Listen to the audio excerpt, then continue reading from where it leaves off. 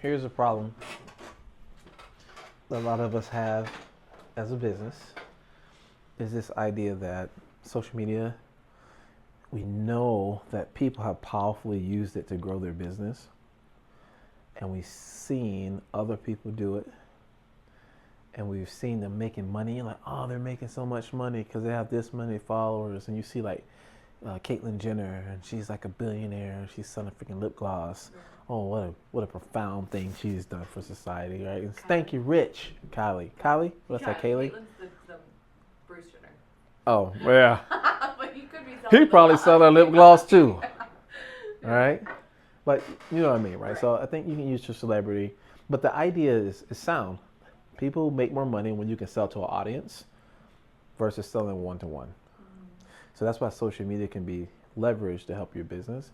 But the problem is it's really hard to get traction, right? So I've definitely seen people grow their following, but more people don't. And if we go online right now and look at the next close 30th counseling centers or psychiatrist office, and you go to each one of their IGs or Facebook, it's probably not. Yeah. It ain't nothing significant, right? And then you find one, it's like, whoa, how'd they get 20,000 followers? How'd they get 10,000 followers? Which leads me to my next point is, I think sometimes we think in social media, we gotta go viral. And we need 100,000 followers and 200,000 followers. But you kind of don't to build your business. So there's these two concepts. There's viral, and then there's viral for you. Don't necessarily need 100,000 followers to start your business, because here's, for example, for our business. It would be awesome if I had 100,000 followers, but I probably won't get 100,000 followers here in South Carolina within the radius that someone's going to get the services here. And if I don't have a product that I can sell, then that's kind of, other than monetizing the platform, it's not really useful for me, right? So the example would be like 100,000 followers would be dope. I probably could monetize that. I probably would come up with a product for 100,000 followers, but if you're just trying to drive your business, that's not as useful, and what you end up getting is a lot of demand from places you can't serve the person. Yeah. All right? So if you're a counselor, you got 100,000 followers, you're going to have people from freaking Wisconsin calling you trying to do therapy, and you don't have a license there. So you just kind of wasting your energy. So it'd be ideal to go viral for you. So viral for you, or viral for me, would be effectively getting people in my service area to follow my account so I can impact them. All right? So that might be 15,000 followers, because the average value of a patient that comes to do TMS is X amount of $1,000, right? So it'd be better for me to be viral for here to drive business immediately than it would be for me to have 100,000 followers and I can't monetize it, right? So here's an idea that we figured out through a coaching program I did. And basically what most businesses do is they start their IG page. They're trying to drive their business, and I know we'll come back to your specific problem. And what they do is they do my business name or my personal name, and they make an IG page off of that, right? And then what they do is they post stuff that's important to them. Oh, we just did a fundraiser. Oh, we just hired another staff member. Oh, look at our decor in our office. Oh, they'll do little quotes, right? You are enough. Right. All right. And then what happens is they look up, and years gone by, they added 50 followers, they added 100 followers, they added, you know what I'm saying? Like, people don't care. Yeah. There's just too much noise on social media right now. Too much noise, right? Or they do their own personal brand, and they're trying to sell. And you're like, oh, everybody needs therapy, and here's a tip about therapy. If you want to learn more, call this number. If you want to know more, go to my webpage. And then people don't care, and they don't grow their following, right? That's how we've been doing it for a long time. So my business page, because I haven't applied this fully to my business yet, we might have, 400 something followers. That's paltry. I don't even focus attention on it. It doesn't really move the needle for our business or anything like that. But it also hasn't been a focus of my attention, and I have not kind of applied the second strategy to it. So what I realized, though, is that one way, if you want to grow an audience, is to do what's called a theme page. So instead of doing hey, this is my business, Future Sight Solutions or MD Counseling, whatever it's going to be. I'm going to create a page based on a topic instead of my business. So for us, we did this one, Fix My Depression. That's the name of the page. And what we post are just overall topics related to emotional health. And we post stuff that's like motivational. And that's all we do.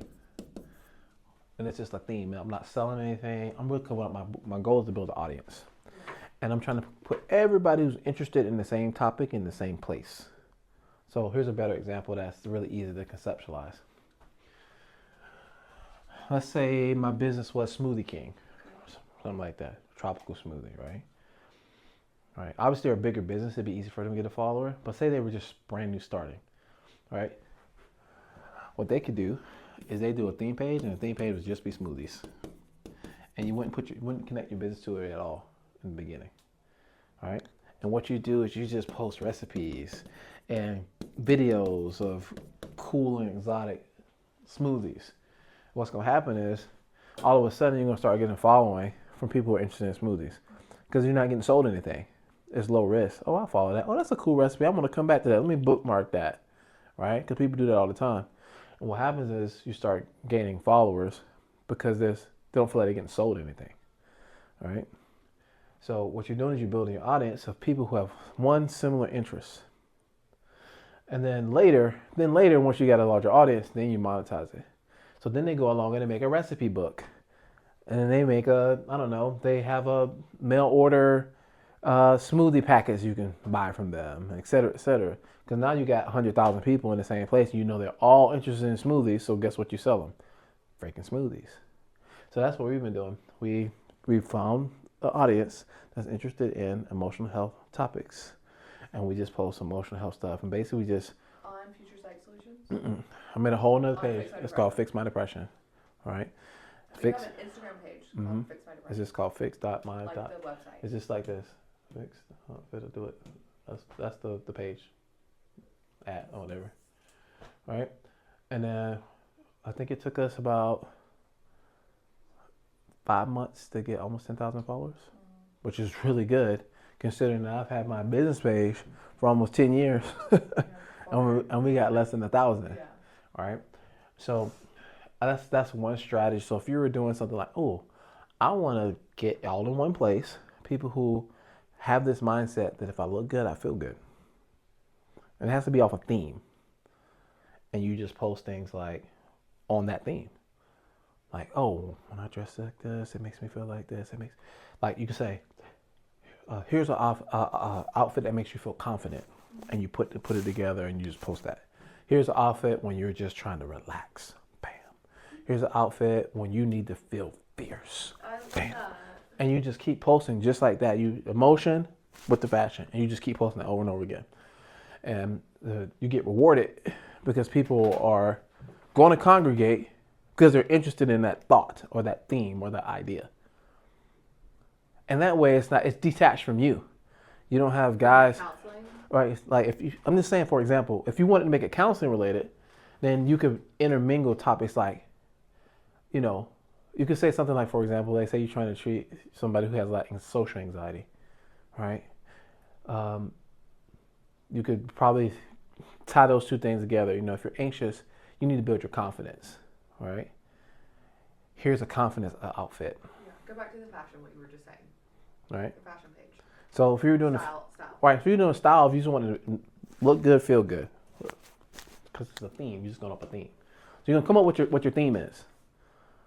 And all your content is going to focus on that theme because what you're trying to do is congregate people who are interested in that same idea. So instead of trying to sell yourself, you're selling an idea on your social page, or you're selling an interest, right? So for example, if I want to get together a bunch of people who love football, then I might do big hits page, and I'm just going to congregate the biggest hits I find in the NFL and in college and high school and stuff. And I'll just post videos of people getting blown up. Yeah. And the next thing you know, you have a following of people who love to watch people get blown up. I know everybody likes to watch violence in football. And now later, I'm going to sell them stuff associated with that, or I'm going to monetize that audience. So I got a big enough following. Because you would get paid for the views. So for IG, I think I can't remember the monetizing. I think we're right at, I think you got to have X amount of followers, you got to have X amount of viewership, you know, and then you get eligible to monetize. And then you can get ad money. How did you learn all this? Coaching. You took a coaching class? I took it for the theme page, so I took a coaching class. Reading.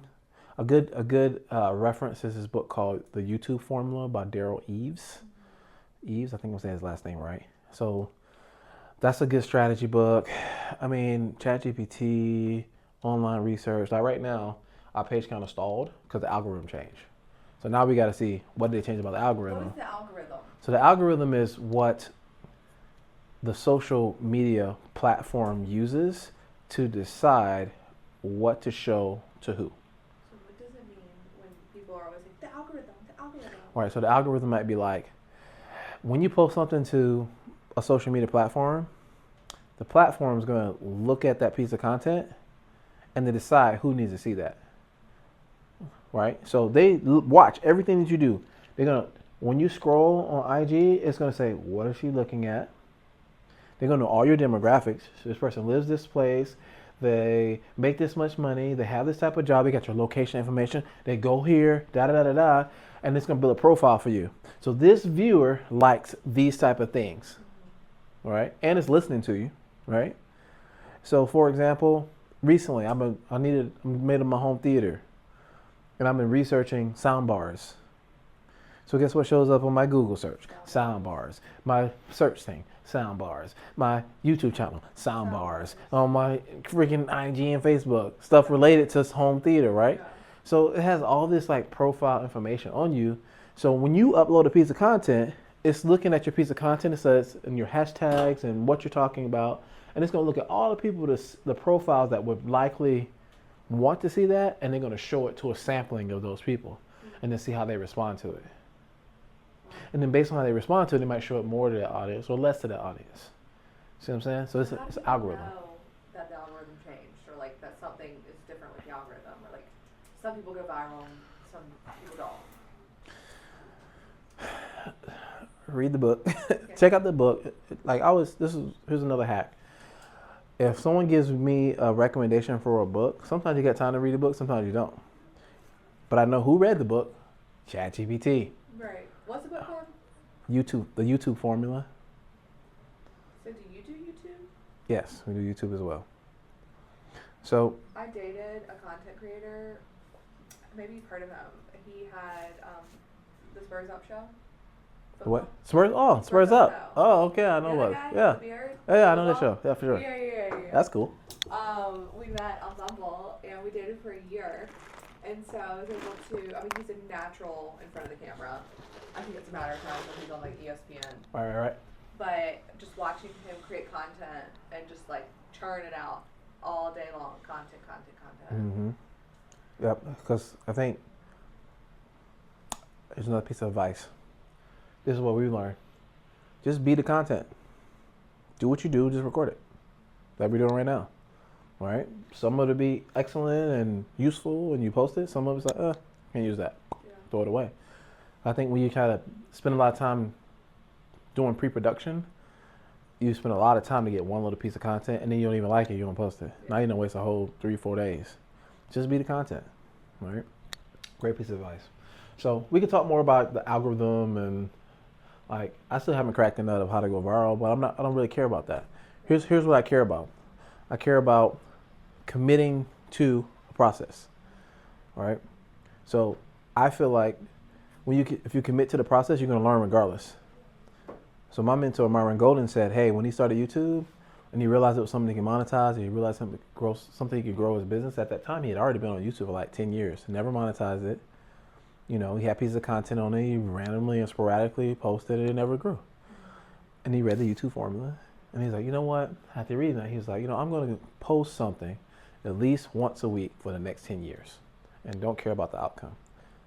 Because what's going to happen is he's going to learn. The 10 years is gonna pass anyway. Yeah. And that's what I think about. Is like, hey, I'm just gonna do it. I'm gonna commit to getting one piece of long form content out a week, 3 pieces of short form a week. You do that? That's what we do now. And I just commit to it. And if it grows, awesome. If it doesn't grow, at least I'm gonna learn why it's not growing. Yeah. And then 10 years from now, I'll be way better than I am right now, regardless of what happens. Have you heard of Psychax? His name is Dr. Ryan Taraban. Mm-mm. Probably gonna hear about it now. Yep, psych hacks, got it. Psychax with Dr. Ryan Taraban. Mm-hmm. He's this psychologist who just is blowing up right now on YouTube. Like, Sweet. he's like a male psychology. Mm-hmm. But his content is very. It's wonderful. Oh, good. I'll have to hear check from him a out. Male gaze. What's his name? Orion Taraban. Orion? Orion, like Orion's belt. Oh, that's a cool name. Yeah, and he like really like dumbs down psychology to like understand men. Oh, Right? cool. Oh, men are pretty easy. Oh, Right. I feel like easy. He says like the second like a woman is disrespectful, you're out. Like That's true. leave. Men don't it's like just stuff disrespecting that. women.